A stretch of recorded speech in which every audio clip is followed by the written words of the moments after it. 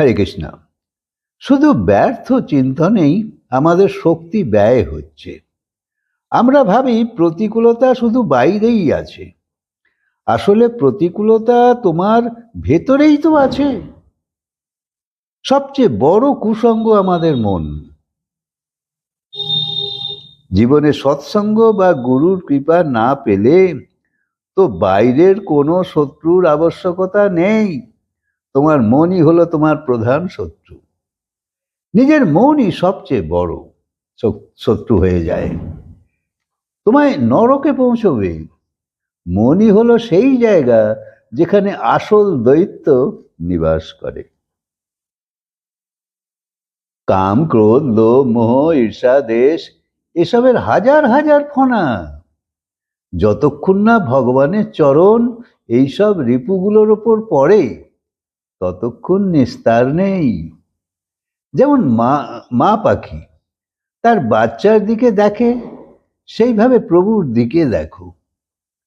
মন, বচন, কায়ার সঙ্গে যে এইভাবে প্রভুতে নিবেশ করে তার ভক্তি করো। মানুষ বলে, এতদিন ধরে এত কিছু করছি তবুও কিছু হচ্ছে না। তো ভেবে দেখো, তুমি করছো তাই কিছু হচ্ছে না।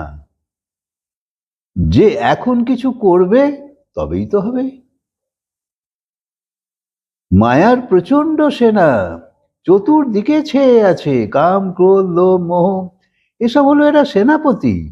আর দম্ভ, কপট, পাখণ্ডতা এরা হলো মায়ার যোদ্ধা। এদের সঙ্গে কে লড়বে বলো? মানুষ যখন ভাবে আমি করেছি, তখন যা করেছো তার ফলের ভোক্তাও তুমি হয়ে যাচ্ছ। কর্তা থাকলে ভোক্তাও থাকবে। খালি বাবু, যা করছি প্রভুই করাচ্ছে। মন তো চাইতেই থাকবে, তুমি কি খালি দিতেই থাকবে?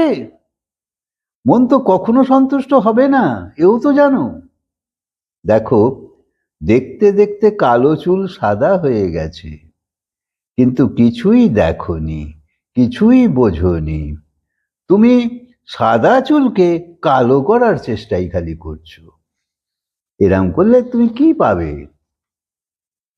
কিন্তু যে সংকেত পাচ্ছ তাকে কি দেখছো?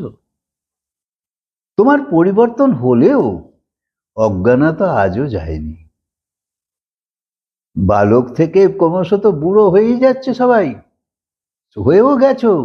যে রূপ ছিল তা কর্পূরের মতন উবে গেছে, তবুও আক্কেল হয়েছে বলো?